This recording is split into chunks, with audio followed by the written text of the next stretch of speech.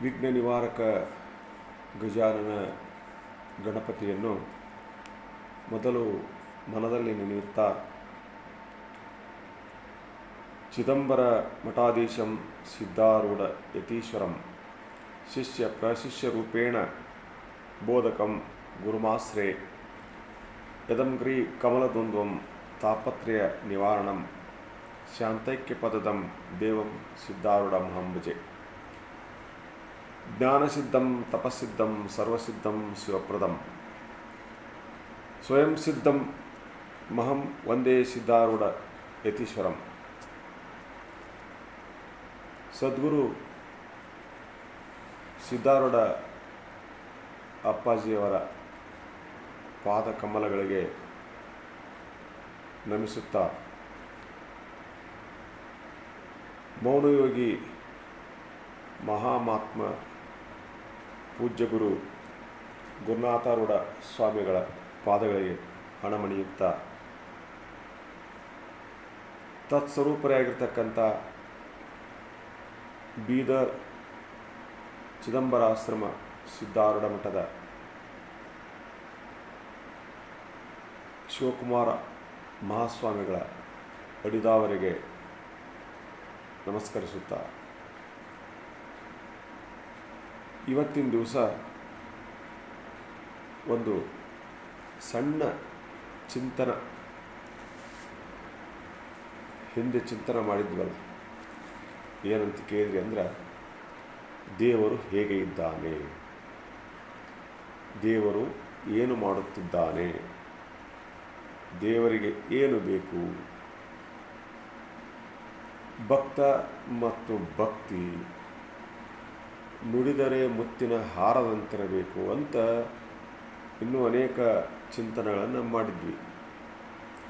ಅದರಂತೆ ಇವತ್ತೊಂದು ಸಣ್ಣ ಸುಮ್ಮನೆ ಹಂಗೆ ಚಿಂತನೆ ಮಾಡೋದು ಏನಪ್ಪ ಅಂತ ಕೇಳಿದ್ರೆ ಅಂದ್ರೆ, ಗರ್ವದಿಂದ ಮಾಡುವ ಭಕ್ತಿ. ಭಕ್ತಿ ಹೆಂಗೆ ಮಾಡ್ಬೇಕ್ರಿ ಅಂತ ಭಕ್ತ ಮತ್ತು ಭಕ್ತಿ ಒಳಗೆ ನಾನು ಹೇಳಿದ್ದೆ. ಭಕ್ತ ದೇವರಿಗೆ ಏನು ಬೇಕು ಅನ್ನೋದರಲ್ಲಿ ಹೇಳಿದ್ದೆ, ಭಕ್ತಿ ಅಂದರೆ ಹೆಂಗಿರಬೇಕು ಅಂತ. ಇವತ್ತು ಅದರಂತೆ ಒಂದು ಸಣ್ಣ ವಚನವನ್ನು ಆಧಾರವಾಗಿಟ್ಕೊಂಡು ಗರ್ವದಿಂದ ಮಾಡುವ ಭಕ್ತಿ ಅಂದರೆ ನಾವು ಭಕ್ತಿಯನ್ನು ಯಾವ ರೀತಿ ಮಾಡಬೇಕು ಅನ್ನುವಂಥದ್ದನ್ನು ಸುಮ್ಮನೆ ಕುತ್ಕೊಂಡು ಸ್ವಲ್ಪ ಚಿಂತನೆ ಮಾಡೋಣ. ಸದ್ಗುರು ಸಿದ್ಧಾರೂಢ ಅನುಗ್ರಹದಿಂದ ನಾವೆಲ್ಲರೂ ಆರಾಮಾಗಿದ್ದೀವಿ. ಆದರೆ ಅವನ ಚಿಂತನೆಯನ್ನು ಮಾಡುವುದನ್ನು ಮರಿಬಾರ್ದು ಅನ್ನೋದಕ್ಕೆ ಒಂದು ಸುಮ್ಮನೆ ಯಾವಾಗಾರ ಸಮಯ ಸಿಕ್ಕಾಗ ಒಂದು ಭಕ್ತಿಯ ಸೇವೆ ಅಂತ ಹೇಳಿ ಒಂದೊಂದು ಚಿಂತನೆ ಮಾಡೋದು. ಅದರಂತೆ ಇವತ್ತಿನ ದಿವಸ ನಿಮ್ಮೆಲ್ಲರ ಹೃದಯದಲ್ಲಿ ಬೆಳಗ್ತಕ್ಕಂಥ ಪರಂಜ್ಯೋತಿ ಪರಮಾತ್ಮನಿಗೆ ನಮಿಸುತ್ತಾ, ಭಕ್ತ ಮಹಾಸಮುದಾಯವೇ, ಮನುಷ್ಯ ಭಕ್ತಿಯನ್ನು ಯಾವ ರೀತಿ ಮಾಡಬೇಕು ಅಥವಾ ಮಾಡಬಾರ್ದು, ಯಾವ ರೀತಿ ಮಾಡಬಾರ್ದು ಮತ್ತು ಯಾವ ರೀತಿ ಮಾಡಬೇಕು ಅನ್ನುವಂಥದ್ದು ಚಿಂತನ. ಗರ್ವದಿಂದ ಮಾಡುವ ಭಕ್ತಿ. ಒಂದು ಐದಕ್ಕಿ ಲಕ್ಕಮ್ಮನವರು ಬರತಕ್ಕಂಥ ಒಂದು ವಚನ ಎಷ್ಟು ಚಂದ ಐತೆ ನೋಡಿದ್ರು ವಚನ. ಹೇಳ್ತಾರವ್ರು ಏನು ಹೇಳ್ತಾರ ಅಂತ ಕೇಳಿದ್ರಂದ್ರೆ, ಗರ್ವದಿಂದ ಮಾಡುವ ಭಕ್ತಿ ದ್ರವ್ಯದ ಕೇಡು, ನಡೆಯಿಲ್ಲದ ನುಡಿ ಅರಿವಿಂಗೆ ಹಾನಿ,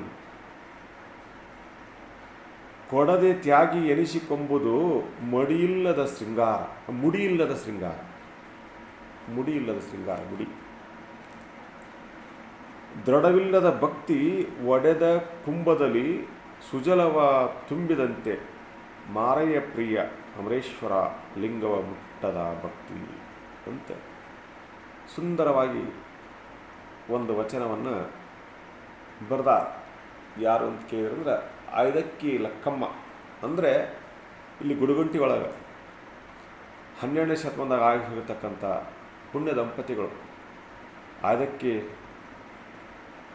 ಲಕ್ಕಮ್ಮ, ಆದಕ್ಕೆ ಮಾರಯ್ಯ.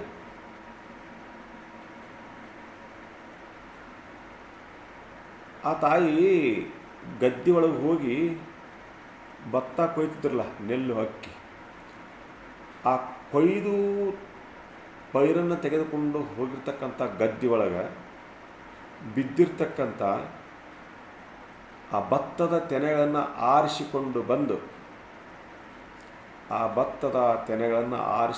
ಬಂದು ಅವುಗಳನ್ನು ಕುಟ್ಟಿ ಅಕ್ಕಿಯನ್ನು ಮಾಡಿ ಅದರಿಂದ ಪ್ರಸಾದವನ್ನು ನಿರ್ಮಾಣ ಮಾಡಿ ಅನ್ನವನ್ನು ಮಾಡಿ ಜಂಗಮರನ್ನು ಕರೆದುಕೊಂಡು ಬಂದು ಮೊದಲು ಅವರಿಗೆ ಊಟ ಮಾಡಿಸುವುದು. ನೋಡಿ, ತಾನ ಬಡಿವೆದ ಅಕ್ಕಿ ಆಯ್ಕೊಂಬರ್ತಾಳೆ, ಹೋಗಿ ತೆನೆ ಆಯ್ಕೊಂಬರ್ತಾಳೆ, ಭತ್ತದ ತೆನೆಯನ್ನು ಆಯ್ದುಕೊಂಡು ಬಂದು ಅವುಗಳನ್ನು ಕುಟ್ಟಿ ಅಕ್ಕಿ ಮಾಡಿ ಅನ್ನ ಮಾಡಿ ಆ ಅನ್ನವನ್ನು ತಾವು ಉಣ್ಣಂಗಿಲ್ಲ. ಮೊದಲ ಜಂಗಮರನ್ನ ಕರ್ಕೊಂಬಂದು ಮನೆಗೆ ಬಂದು ಅವರ ಪಾದವನ್ನು ತೊಳೆದು ಅವರ ಪಾದ ಪೂಜೆಯನ್ನು ಮಾಡಿ ಅವರಿಗೆ ಪ್ರಸಾದವನ್ನು ನೀಡಿ ಅವರು ಉಂಡು ಉಳಿದ ಪ್ರಸಾದವನ್ನು ತಾವು ಸ್ವೀಕರಿಸ್ತಕ್ಕಂಥ ಪುಣ್ಯ ದಂಪತಿಗಳು. ಉಳಿತು ಊಟ ಮಾಡಬೇಕು, ಉಳಿಲಿಲ್ಲ ಸ್ವಾರ್ಪಣ ಅಂಥೇಳಿ ನೀರು ಕುಡಿದು ಮಲ್ಕೋಬೇಕು. ಅಂತಂಥ ಭಕ್ತಿವಾನರು ಆಗಿ ಹೋಗ್ಯಾರ 12ನೇ ಶತಮಾನದವರು. ವಚನಕಾರರು. ಆ ತಾಯಿ ಬರತಕ್ಕಂಥ ವಚನ ಎಷ್ಟು ಚಂದ ಐತೆ ಅಂದ್ರೆ ಭಾಳ ಸುಂದರವಾಗಿ ಬರೆದಾರ. ಅದರಲ್ಲಿ ಏನು ತುಂಬೈತೆ ಅಂದ್ರೆ ಮನುಷ್ಯನ ಬದುಕು ಯಾವ ರೀತಿ ಇರಬೇಕು ಅನ್ನುವಂಥದ್ದನ್ನು ಅದರಲ್ಲಿ ತುಂಬ್ಯಾಳ ತಾಯಿ ಹೇಳ್ತಾಳಕ್ಕೆ. ಗರ್ವದಿಂದ ಮಾಡುವ ಭಕ್ತಿ ದ್ರವ್ಯದ ಕೇಡು. ನಾವು ದೇವರಿಗೆ ಭಕ್ತಿಯಿಂದ ನಡ್ಕೊತೀವಲ್ಲ, ಭಕ್ತಿ ಮಾಡ್ತೀವಿ, ನಾವು ಭಕ್ತರದೀವಿ ಅಂತ ಹೇಳ್ತೀವಿ. ಮುಂಜಾನೆ ಎದ್ದು ಲಿಂಗ ಪೂಜೆನೋ ಮಾಡ್ಕೊತಾರ, ದೇವ್ರ ಗುಡಿಗೆ ಹೋಗ್ತಾರ, ಇದೆಲ್ಲ ಮಾಡ್ತಾರೆ. ಒಂದಿಷ್ಟು ಮಂದಿ ಭಕ್ತಿಯಿಂದನೂ ಹೋಗೋರದ, ಒಂದಿಷ್ಟು ಮಂದಿ ತೋರಾದಿಗೆ ಭಕ್ತಿ ಮಾಡೋರದ. ಜನರು ನೋಡಲಿ, ನನ್ನ ಭಕ್ತಿ ನೋಡಲಿ, ನನ್ನ ಶ್ರೀಮಂತಿಕೆ ನೋಡಲಿ ಅಂತ ಮಾಡೋರದ. ಒಂದಿಷ್ಟು ಮಂದಿ ಗರ್ವದಿಂದ ನಾನು ಭಕ್ತ ಇದೀನಿ, ನಾನು ಮಾಡಾಕತ್ತೀನಿ, ನೀವೆಲ್ಲ ಸರಿ ಹಿಂದಕ್ಕೆ ಸರಿ ಅಂತ ಸೊಕ್ಕಿನಿಂದ ಮಾಡ್ತಕ್ಕಂಥ ಭಕ್ತಿ. ಎಂಥ ಭಕ್ತಿ ರೀ? ಸೊಕ್ಕಿನಿಂದ ಮಾಡ್ತಕ್ಕಂಥ ಭಕ್ತಿ. ಎದಕ್ಕೆ ಹಾನಿ ಮಾಡ್ಕೊತಾರಂದ್ರೆ ತಮ್ಮ ದ್ರವ್ಯವನ್ನು ತಮ್ಮ ಸಂಪತ್ತನ್ನು ತಾವೇ ಹಾಳು ಮಾಡ್ಕೊಂಡು ಹೋದವು ಅಂತ. ತಮ್ಮ ಕೀರ್ತಿಯನ್ನು ತಮ್ಮ ಮರ್ಯಾದೆಯನ್ನು ತಾವ ತಕ್ಕೊಳ್ಳೋದಂತಾರ. ಹಂಗೆ ಗರ್ವದಿಂದ ಮಾಡುವ ಭಕ್ತಿ ದ್ರವ್ಯದ ಕೇಳು ಅಂತ. ಒಬ್ಬವ ಒಂದು ದೇವಿಗೆ ಕಿರೀಟ ಮಾಡಿಸಿದ್ದ, ಕಿರೀಟ ಬಂಗಾರದ ಅನ್ಕೊಂಡು. ಎಂಥ ಕಿರೀಟ ಮಾಡಿಸಿದ್ದೇನೆ ಅಂದ್ರೆ ಬಂಗಾರದ ಕಿರೀಟನ ಮಾಡಿಸಿದ್ದ ದೇವಿಗೆ.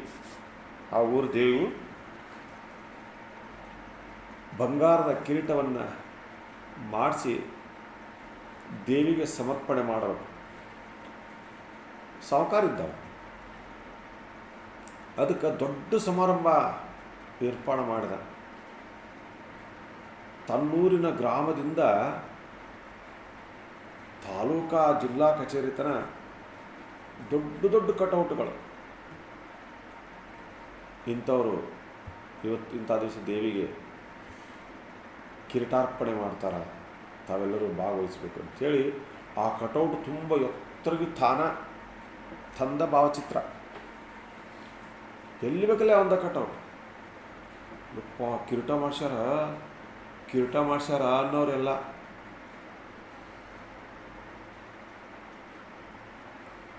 ಎಲ್ಲಿ ತನ ಇಡೀ ಎಲ್ಲರಿಗೂ ಗೊತ್ತಾಗಬೇಕು, ಇಂಥ ಭಕ್ತವಾನ ಅಂತೇಳಿ ಎಲ್ಲರಿಗೂ ಗೊತ್ತಾಗಬೇಕು. ಹಂಗೆ ಇಡೀ ತಾಲೂಕಿನ ತುಂಬ ಜಿಲ್ಲಾ ತುಂಬ ಅವ್ರ ಊರಿದ್ದ ಕಟೋಟ ಕಟೋಟ. ಅಲ್ಲಿ ಮತ್ತೆ ಮ್ಯಾಗ ತಮ್ಮ ತಮ್ಮ ಸಂಬಂಧಿಕರ ಹೆಸರುಗಳು, ಅವ್ರ ಫೋಟೋಗಳು, ಕೆಳಗ ತಳಗ ಒಂದಿಷ್ಟ ದೇವಿ ಮೂರ್ತಿ. ಏನ್ರಿ ದೇವಿ ಮೂರ್ತಿ ಸ್ವಲ್ಪ ಕೆಳಗೆ, ಅಲ್ಲೇ ಕಾಲಿನ ಭಾಗ ಅನ್ನೋದು ಬೇಡ, ಅಲ್ಲಿ ಕೆಳಗೆ ಇವ ಮ್ಯಾಲೆ ಮಾಡಿದ್ದ. ಮಾಡಿಸಿ ಅವತ್ತಿನ ದಿವಸ ಭಾಳ ಮಂದಿ ಕೂಡಿಬಿಟ್ಟಿದ್ರು ಕಿರೀಟಾರ್ಪಣೆ ದೇವಿಗೆ. ಭಾಳ ಮಂದಿ ಕೂಡಿದ್ರು. ಎಲ್ಲರಿಗೂ ಪ್ರಸಾದ, ಎಲ್ಲರಿಗೂ ಪ್ರಸಾದ. ಅವತ್ತು ಕಿರೀಟಾರ್ಪಣೆ ಮಾಡೋ ಬಂದು ಎಲ್ಲರೂ ಬರೀ ಎಲ್ಲ ಏನು ನಿಯಮನಿತ್ಯ ಮಾಡಬೇಕು, ಅಭಿಷೇಕ ಮಾಡಬೇಕು ಎಲ್ಲವನ್ನ ಮಾಡಿಸಿದ. ನಿಂತಿದ್ದವರಿಗೆಲ್ಲ ಕೈ ಕಟ್ಕೊಂಡು ನಿಂತಿದ್ದು ಕೈ ಕಟ್ಕೊಂಡು ಮಾಡಿರಿ ಇದನ್ನು ಮಾಡಿರಿ ಎಲ್ಲ ಮಾಡಿರಿ ಎಲ್ಲ ಸ್ವಾಮಿಗಳು ಕರೆಸಿ ಎಲ್ಲ ಮಾಡಿ ಕಿರೀಟಾರ್ಪಣೆ ಮಾಡಿದ ದೇವಿ. ಮಾಡಿ ಹೊರಗಡೆ ಎಲ್ಲ ಪ್ರಸಾದ,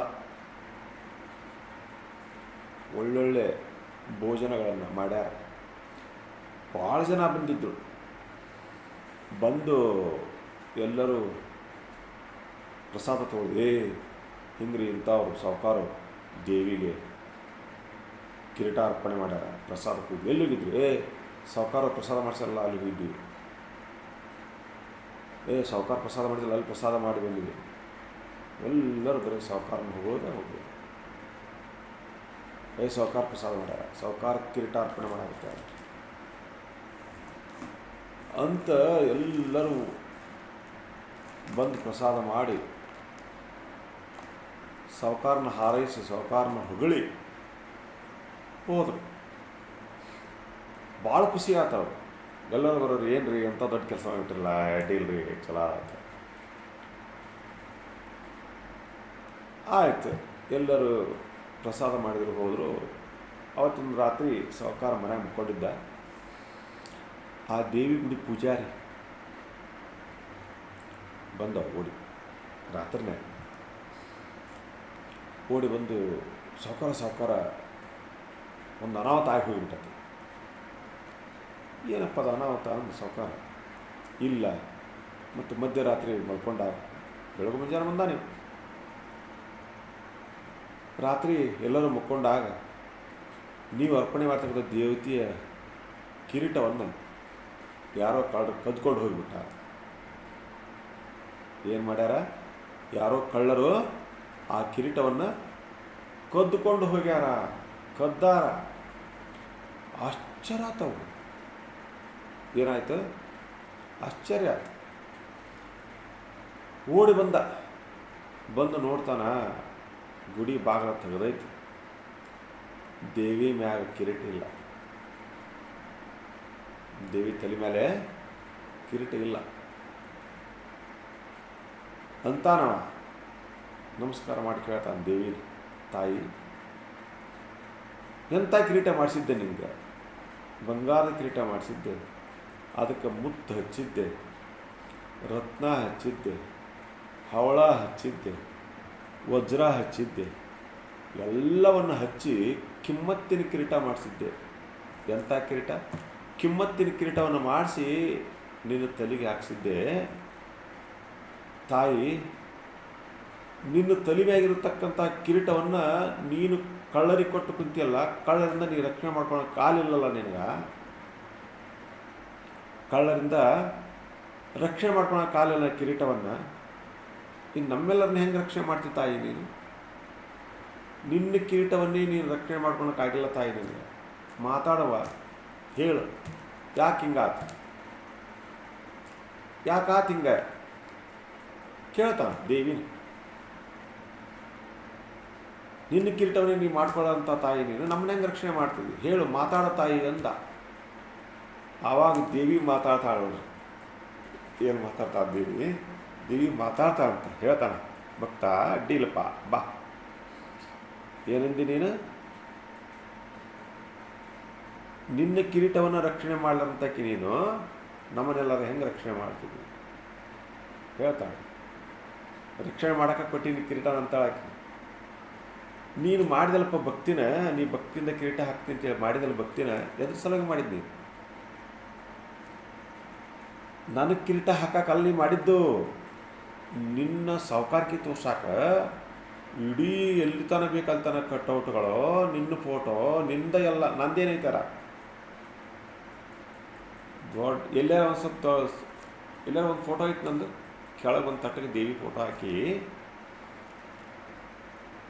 ಹಾಕಿ ಎಲ್ಲ ನಿಂದ ಪೂಜೆ ಮಾಡಿದ್ರೆ ನಿನ್ನ ಹೆಸರಲ್ಲೇ, ಊಟ ಮಾಡಿದ್ರೆ ನಿನ್ನ ಹೆಸರಲ್ಲೇ, ಎಲ್ಲರೂ ಹೊಗಳಿದ್ರು ನಿನ್ನ.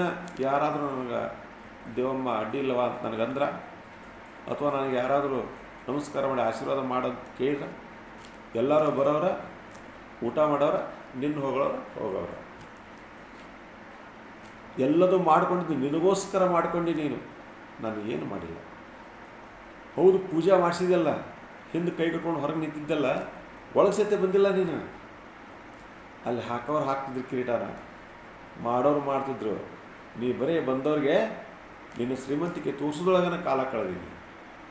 ಬರ್ರಿ ನೋಡಿ ಬರ್ರಿ ಅಂತ ಬಂದವ್ರಿಗೆ ದೊಡ್ಡ ಮಂದಿ ಕರೆಸಿ ದೊಡ್ಡವ್ರಿಗೆ ನೀನು ದೊಡ್ಡದನ್ನ ತೋರಿಸಿದಿ. ನನ್ನೇನು ತೋರಿಸಲಿಲ್ಲ ನೀನು. ನನಗೆ ನಮಸ್ಕಾರನೇ ಮಾಡಿಲ್ಲ ನೀನು, ನನಗೆ ಪೂಜೆನೇ ಮಾಡಿಲ್ಲ ನೀನು.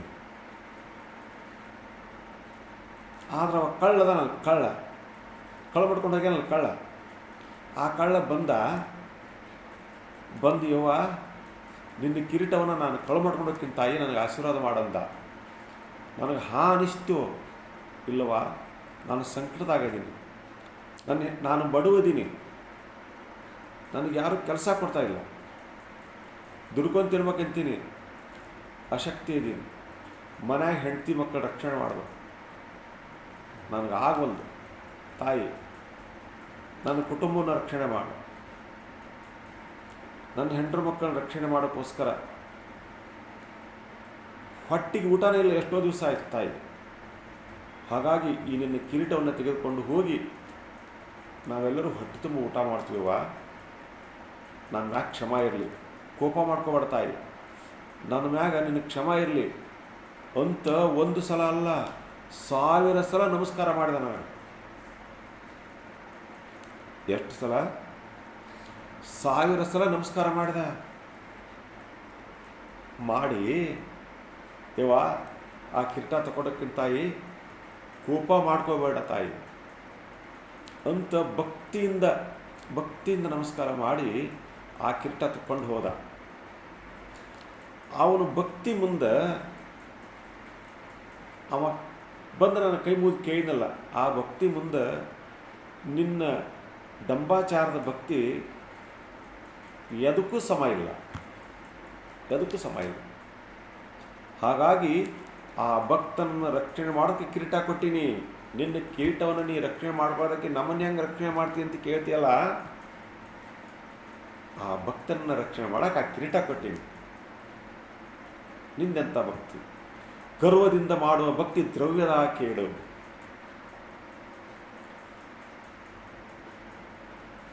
ನಿನ್ನ ಭಕ್ತಿ ಗರ್ವದಿಂದ ಕೂಡಿತ್ತೋ? ಎದರಿಂದ ಕೂಡಿತ್ತು? ಗರ್ವದಿಂದ ಕೂಡಿತ್ತು.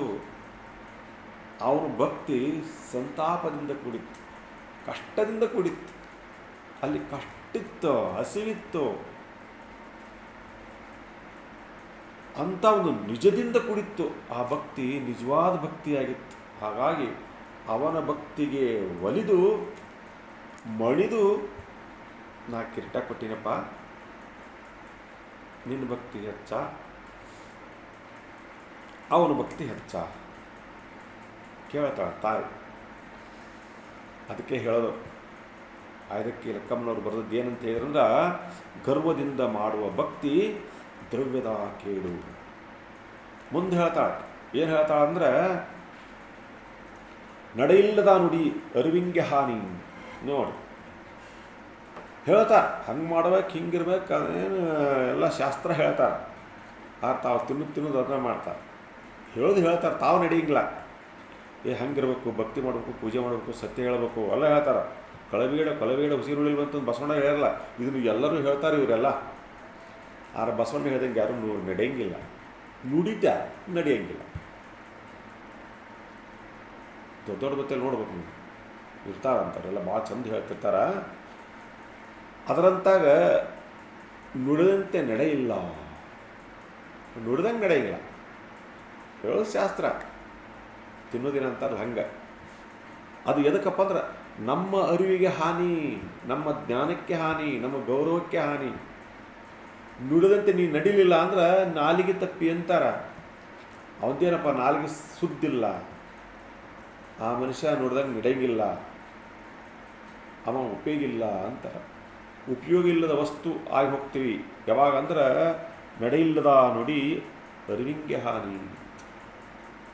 ಮುಂದೆ ಹೇಳ್ತಾಳ, ಕೊಡದೆ ತ್ಯಾಗಿ ಎನಿಸಿಕೊಂಬುದು ಮುಡಿಯಿಲ್ಲದ ಶೃಂಗಾರ. ಏನ್ರಿ, ಕೊಡದೆ ತ್ಯಾಗಿ, ಕೊಟ್ಟೇ ಇಲ್ಲ, ದಾನಾನ ಮಾಡಿಲ್ಲ, ಯಾರಿಗೂ ಏನು ಕೊಟ್ಟಿಲ್ಲ, ದೇವರು ನಮ್ಗೆ ಕೊಡೋದು ಹೆಂಗೆ ಕೊಡ್ತಾನೆ? ಶಂಕರಾಚಾರ್ಯರು ಸಣ್ಣ ಬಾಲಕ, ಶಂಕರಾಚಾರ್ಯರು ಸಣ್ಣ ಬಾಲಕರು ಭಿಕ್ಷಕ್ಕೆ ಹೋಗಿರ್ತಾರೆ, ಭಿಕ್ಷಾ ಬೇಡಕ್ಕೆ ಹೋಗ್ತಾರೆ. ಹೋಗಿ ಒಂದು ಮುದುಕಿ ಮನೆ ಮುಂದೆ ನಿಂದಿರ್ತಾರೆ. ಎಲ್ಲಿ? ಒಂದು ಮುದುಕಿಯ ಮನೆ ಮುಂದೆ ನಿಂತು, ಅಮ್ಮ ಭಿಕ್ಷೆ ಹಾಕವ, ತಾಯಿ ಭಿಕ್ಷೆ ಹಾಕು ಅಂತ ಕೇಳ್ತಾರೆ. ಮುದುಕಿ ಹೊರಗೆ ಕಟ್ಟಿ ಮೇಲೆ ಕೊಂಡಾಳ, ಅಶಕ್ತಿಯಾಗಿರ್ತಕ್ಕಂಥ ಮುದುಕಿ, ರೋಗದಿಂದ ಕುಡಿತಕ್ಕಂಥ ಮುದುಕಿ, ಎದ್ದು ನಿಲ್ಲಾಕ ಬರವಲ್ದು ಮುದುಕಿಗೆ, ಬಡವಿ, ಮನೆಗೆ ಯಾರೂ ಇಲ್ಲ. ಅವಾಗಪ್ಪ ನಿಂಗೆ ಭಿಕ್ಷೆ ಹಾಕ್ಬೇಕು ತಂದೆ, ಆದ್ರೆ ನನಗೆ ಎದ್ದ ನಿಂದ್ರಕ್ಕಾಗಲ್ದು. ಹೋಗಿ ಮನೆಗಂತೂ ಏನೂ ಇಲ್ಲ, ನೀರು ಹೊರತು ಬಡವಿದ್ದೀನಿ, ಏನೇನೂ ಇಲ್ಲ, ಕೊಡಕ್ಕೆ ಏನೂ ಇಲ್ಲ, ಹೆಂಗೆ ಮಾಡಲಿ? ಎದ್ದಿಲ್ದಕ್ಕೆ ಅಶಕ್ತಿ ಇದ್ದೀನಿ, ಎದ್ದು ಹೋಗೋಕ್ಕಾಗಲ್ದು. ಅದಕ್ಕೆ ಯಪ್ಪ ಏನು ಮಾಡಲಿ, ನಾನು ಅಸಹಾಯಕಳಾಗಿದ್ದೀನಿ, ಏನು ಕೊಡಲಿ ನೀನು? ಮನೆ ಮುಂದೆ ಎಂಥ ಸುಂದರವಾದ ಬಾಲಕ ಬಂದಿದ್ದೀನಿ ತಂದೆ, ದೇವರ ಸ್ವರೂಪ ಕಾಣ್ತೀವಿ, ನಿನಗೆ ಏನಾದರೂ ಕೊಡ್ಬೇಕು ಅನಿಸ್ತೈತಿ, ಏನು ಕೊಡಲಿ? ಕೊಡಕ್ಕೆ ನನ್ನ ಮನೆಗೆ ಏನೂ ಇಲ್ಲ. ಆ ಮುದುಕಿಯ ಸ್ಥಿತಿಯನ್ನು ನೋಡಿ ಶಂಕರನಿಗೆ ಕನಿಕರ ಅನಿಸ್ತೈತಿ, ಕನಿಕರ ಅನಿಸ್ತೈತಿ. ಎಂಥ ಸ್ಥಿತಿ ಬಂದ ತಲೆಕಿಗೆ ಅಂತೇಳಿ. ಅವರು ದೇವಿಯ ಆರಾಧಕರು, ಶಂಕರಾಚಾರ್ಯರು ದೇವಿಯ ಆರಾಧಕರು. ತನ್ನ ದೇವಿಯನ್ನು ಕರೀತಾರೆ ಅವರು, ಹೇ ತಾಯಿ ಅನ್ನಪೂರ್ಣೇಶ್ವರಿ ಶಾರದಾಂಬೆ, ಎಲ್ಲಿದ್ದಿ ಬಾ ನೋಡು. ಆ ಮುದುಕಿ ಹಂಗೆ ಮಕ್ಕೊಂಡಾಳ, ಶಕ್ತಿ ಇಲ್ಲ, ರೋಗ ಐತಿ, ಬಡಿವೆದಾಳ, ಎದ್ದು ನಿಂದ್ರಕ್ಕಾಗೋದು, ಏನಾರು ಕೊಡ್ಬೇಕಂತ ವಿಚಾರ ಮಾಡಿದ್ರೆ ಮನೆಯಾಗ ಏನೂ ಇಲ್ಲ. ಅಂಥ ಪರಿಸ್ಥಿತಿ ಆಕೆ ಯಾಕೆ ತಂದಿಯವ? ಆಕೆ ಯಾಕೆ ತಂದಿ? ಆಕೆನ ಸಶಕ್ತಳನ್ನಾಗಿ ಮಾಡು, ಆಕೆ ನೀಡಾಕೆ ಏನಾರ ಕೊಡು ಆಕೆಗೆ ಅಂತ ಕೇಳ್ತಾರೆ. ದೇವಿ ಕೇಳ್ತಾರೆ, ತನ್ನ ಆರಾಧ್ಯ ದೈವ ಆಗಿರ್ತಕ್ಕಂಥ ದೇವಿಯನ್ನು ಕೇಳ್ತಾರೆ, ಕೊಡು ಆಕೆಗೆ ಅಂತ. ಅವಾಗ ಆ ದೇವಿ ಹೇಳ್ತಾಳ, ಶಾರದಾಂಬೆ ಹೇಳ್ತಾಳ, ಕಂದ ಆ ಮುದುಕಿ ಕೊಡ್ತಿದ್ದೆ, ಆಕೆ ಯಾರಿಗೂ ಏನೂ ಕೊಟ್ಟಿಲ್ಲೋ, ತನ್ನ ಜೀವನದಾಗ ಆಕಿ ಏನೂ ಕೊಟ್ಟಿಲ್ಲ,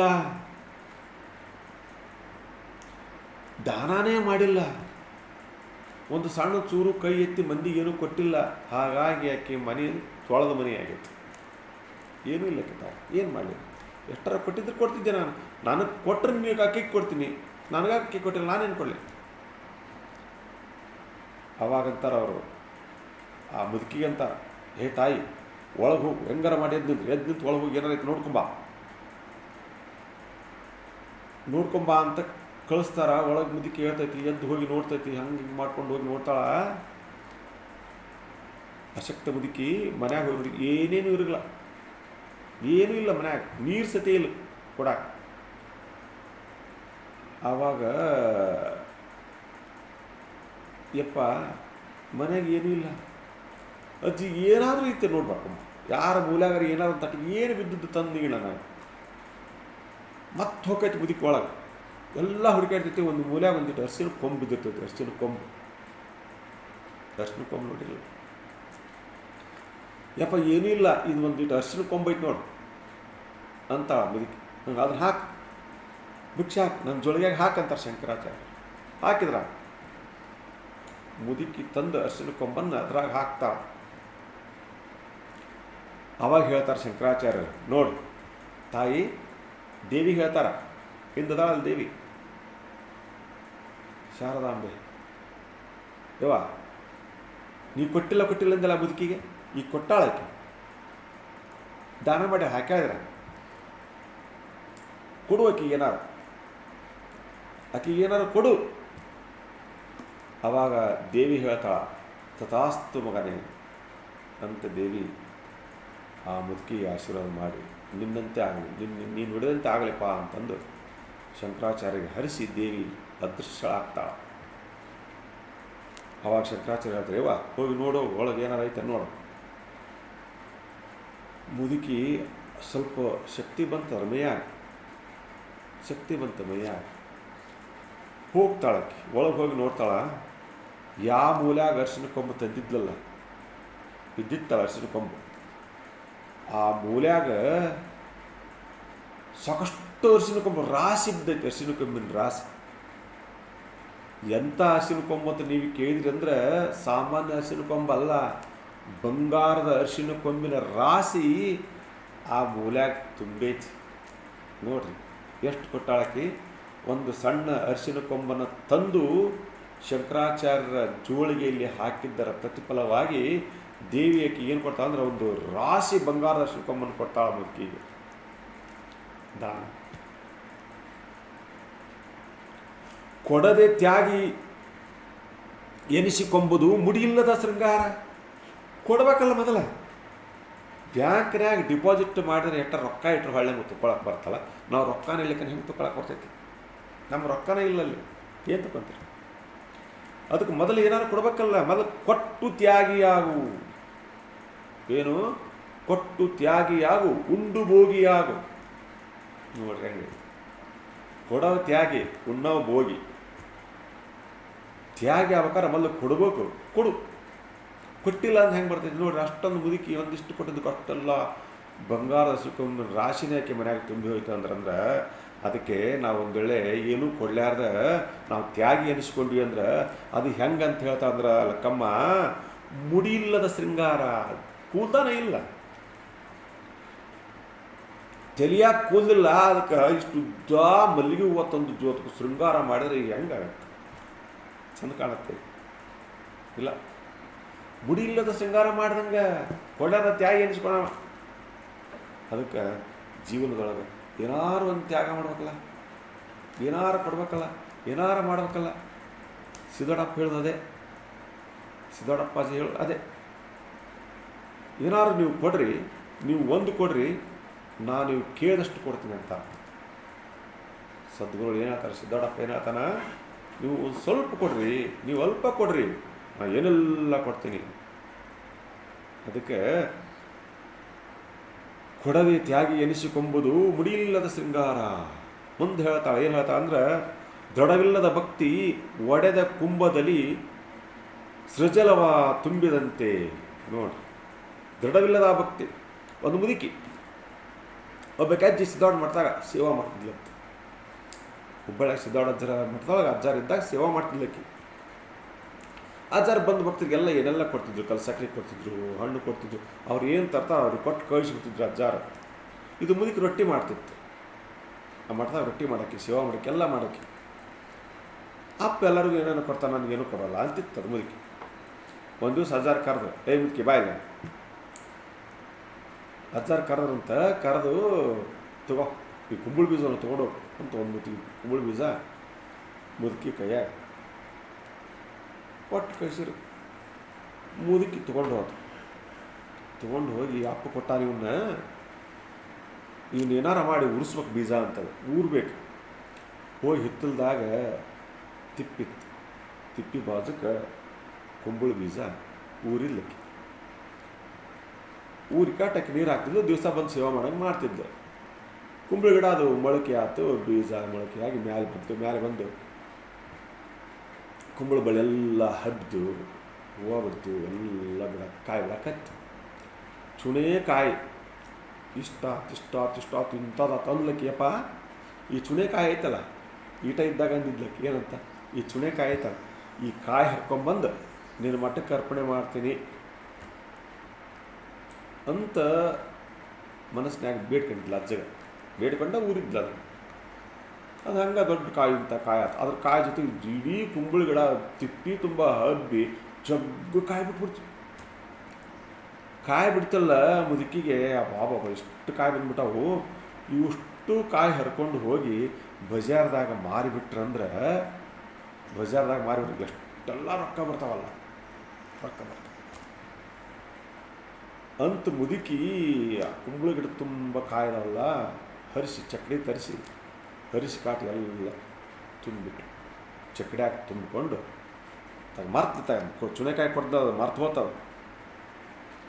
ಇದು ಆಸೆ ಬಂತೆ, ಇಷ್ಟು ಮಾರ್ಕೊಂಬಂದ್ಬಂತೆ ತಗೊಂಡು ಹೋಗಿ ಒಂದು 2-3 ಚಕ್ಕಡಿ ಕಾಯಿ ಬಜಾರಾಗ ಹಚ್ಕೊಂಡು ಕುಂತಲು. 10 ತನಕ ಕುಂತಲು, ಯಾರು ಒಂದು ಕಾಯಿ ತಗೊಳ್ಳಿಲ್ಲ. ಮಗ್ಳದವರೆಲ್ಲ ಕಾಯಿ ಮಾರಾಟ ಹಾಕಿದ್ವು, ಮುದುಕಿ ಕಾಯಿ ಒಂದು ಕಾಯಿನೂ ಮಾರಾಟ ಆಗಲಿಲ್ಲ. ಹೊತ್ಕೊಂತಾನ ಕುಂತು ಮುದುಕಿ ಮಾರಾಟ ಅಲ್ಲ, 2 ವರ್ಷ ಮಾರಾಟ ಆಗಲಿಲ್ಲ, 3 ವರ್ಷ ಮಾಡಲ್ಲ. ಅವಾಗ ಯಾಕೆಲ್ಲರೂ ಕುಂಬಳಕಾಯಿ ತೊಗೊಂಡು ಹೋಗ್ತಾರೆ, ನನ್ನ ಹತ್ರ ಯಾಕೆ ಬರವಲ್ರು ಅಂತ ವಿಚಾರ ಮಾಡಿದಾಗ ಅನಿಸ್ತಕ್ಕೆ ಬಾ ಬಾ ಬಾ ಯಪ್ಪ ನೆನಪಾತಕ್ಕಿ, ಯಪ್ಪ ನೀನು ಮರ್ತು ಬಂದ್ಯಲ್ಲ, ನೀನು ಕೊಡ್ತೀನಿ ಅಂತ ಹೇಳಿದ್ನಲ್ಲ ಮಠಕ್ಕೆ, ಕೊಡ್ಲಾರ್ದ ಬಂದ್ಯಲ್ಲ. ಅದಕ್ಕೆ ಈ ರೀತಿ ಆಯ್ತು. ಅದೇ ನಾನು ಮಾಡಿದ ತಪ್ಪಲ್ಲ. ನಾನು ಭಕ್ತಿ ದೃಢ ಇಲ್ಲ ನೋಡ್ರಿ, ದೃಢವಿಲ್ಲದ ಆ ಭಕ್ತಿ ಅಂತ ಮುದುಕಿ ಚಕ್ಕಡಿ ಎಲ್ಲ ಮಠಕ್ಕೆ ಕಡಿತು. ಒಂದು ಕಾಯಿ ಕೊಡ್ತೀನಿ ಅಂದಾಕಿ ಅಷ್ಟು ಕಾಯಿ ತಂದು ಮಠಕ್ಕೆ ಹಾಕಿಲ್ಲ. ಹೋಗಿ ಅಪ್ಪಾರನ ಕಾಲಿಗೆ ನಮಸ್ಕಾರ ಮಾಡಿ ನಕ್ರ. ಯಾಕವ ಕುಂಬಳಕಾಯಿ ವ್ಯಾಪಾರ ಜೋರೈತನು ನೋಡ್ರಿ ಹೆಂಗೈತಿ. ಆವಾಗ ಮುದುಕಿ ಕುಂಬಳ ಗಿಡ ಕಾಯೆಲ್ಲ ಬಿಡ್ತಿತ್ತು, ಮುದುಕಿ ಹೋಗಿ ಮಾರ್ಕೊಂಬರ್ತಿತ್ತು. ಎಷ್ಟೆಲ್ಲ ಕಾಯಿ ಮಾರಿ ಮಾರಿ ಮಾರಿ ಮುದುಕಿ ಚಲೋ ಆತಂತೆ. ಈ ಕತೆ ನಾನು ಕೇಳೀನಿ, ಈ ಕತೆನ ನಾನು ಕೇಳೀನಿ. ಹಾಗಾಗಿ ದೃಢವಿಲ್ಲದ ಭಕ್ತಿ ಒಡೆದ ಕುಂಭದಲ್ಲಿ ಒಡೆದ ಗಡಿಗ್ಯಾಗ ಕೊಡ್ದಾಗ ಕುಂಭದೊಳಗೆ ಸುಜಲವ ತುಂಬಿದಂತೆ ನೀರು ತುಂಬಿರ ಚಲೋ ಜಲವನ್ನು ತುಂಬಿರ ಉಳಿತೈತೆ ಏನ್ರಿ? ಅದು ಉಳಿಯಂಗಿಲ್ಲ. ಏನಾಗುತ್ತಂದ್ರೆ ಸುಜಲವ ತುಂಬಿದಂತೆ ಮಾರಯ್ಯ ಪ್ರಿಯ ಅಮರೇಶ್ವರ ಆ ಲಿಂಗವ ಮುಟ್ಟದ ಭಕ್ತಿ, ದೇವರಿಗೆ ಮುಟ್ಟದ ಭಕ್ತಿ. ಅದು ಇಂಥ ಎಲ್ಲ ಭಕ್ತಿಗಳು ಏನದವಲ್ಲ, ಗರ್ವದಿಂದ ಮಾಡುವ ಭಕ್ತಿ, ನಡೆಯಿಲ್ಲದ ನುಡಿ, ಕೊಡದೆ ತ್ಯಾಗಿ ಎನಿಸಿಕೊಂಬೋದು, ದೃಢವಿಲ್ಲದ ಭಕ್ತಿ, ಇವೆಲ್ಲವೂ ಏನದವಲ್ಲ ಆ ಅಮರೇಶ್ವರ ಲಿಂಗ ಅಂದರೆ ದೇವರಿಗೆ ಮುಟ್ಟಂಗಿಲ್ಲ ಅಂತ. ಏನ ದೇವರಿಗೆ ಮುಟ್ಟುವಂಗಿಲ್ಲ. ಹಾಗಾಗಿ ನಮ್ಮ ಭಕ್ತಿ ಎಂತಾದಿರ್ಬೇಕಂದ್ರೆ ಸ್ವಚ್ಛವಾಗತಕ್ಕಂಥ ಭಕ್ತಿ ಇರಬೇಕು, ನುಡಿದಂತೆ ನಡಿಬೇಕು, ಗರ್ವವನ್ನು ಬಿಟ್ಟಿರಬೇಕು. ಆನಂತರ ದೃಢವಾಗಿ ಸಿದ್ಧಾರೂಢರನ್ನು ನಂಬಬೇಕು. ಏನು ಮಾಡ್ಬೇಕ್ರಿ? ದೃಢವಾಗಿ ಸಿದ್ಧಾರೂಢರನ್ನು ನಂಬಬೇಕು. ಪರಮಾತ್ಮನಿಂದ ನಂಬಿನಿ, ನನ್ನ ಕೈ ಬಿಡಬಾರ್ದು ಅಂತ ಗಟ್ಟಿಯಾಗಿ ಅವನ ಪಾದವನ್ನು ಹಿಡ್ಕೊಂಡ್ವಿ ಅಂದ್ರೆ ದೇವ್ರು ನಮಗೆ 100ಕ್ಕೆ 100 100ಕ್ಕೆ 1000 ನಮ್ಗೆ ಒಳ್ಳೇದು ಮಾಡ್ತಾರೆ. ನಮ್ಮ ಎಂದೂ ಕೈ ಬಿಡುವುದಿಲ್ಲ. ಹಾಗಾಗಿ ಅದಕ್ಕೆ ಈ ಕಾರ್ಯ ಯಾವಾಗ ಇದ್ದಾಗ ಸ್ವಲ್ಪ ಸಮಯ ಸಿಕ್ಕಾಗ ಇಂಥವೆಲ್ಲ ಚಿಂತನವನ್ನು ಮಾಡಿ ದೇವರ ಸೇವೆಯನ್ನು ಸ್ವಲ್ಪ ಏನಾದರೂ ಅರ್ಪಿಸೋದು ಅವನ ಪಾದಕ್ಕೆ. ಹಾಗಾಗಿ ಇವತ್ತು ಚಿಂತನಕ್ಕೆ ಆಯ್ಕೊಂಡಿರ್ತಕ್ಕಂಥ ವಿಷಯ ಇದೆ. ಏನಪ್ಪ ಅಂತ ಕೇಳಿದ್ರೆ ಗರ್ವದಿಂದ ಮಾಡುವ ಭಕ್ತಿ ಹೆಂಗಿರ್ತೈತೆ ನೋಡಿ. ಹಾಗಾಗಿ ನಮ್ಮ ಭಕ್ತಿ ಎಂದು ಗರ್ವದಿಂದ ಕೂಡಬಾರ್ದು ಅನ್ನುವಂಥದ್ದನ್ನು ನಾನು ಇವತ್ತಿನ ದಿವಸ ತಮ್ಮೆಲ್ಲರ ಭಕ್ತಿ ಕರ್ಣದ ಮೂಲಕ ತಮಗೆ ಅರ್ಪಿಸಿ ನನ್ನೆರಡು ನುಡಿಗಳನ್ನು ಸಿದ್ಧಾರೂಢ ಸದ್ಗುರುಗಳ ಪಾದಕ್ಕೆ ಅರ್ಪಿಸಿ ನನ್ನ ನುಡಿಯನ್ನು ಕೇಳಬೇಕಾಗಿ ನಿಮ್ಮೆಲ್ಲರಿಗೂ ಧನ್ಯವಾದಗಳು. ಹರ ಓಂ ತತ್ಸ ಗುರು ಸಿದ್ಧಾರೂಢ ಸದ್ಗುರು.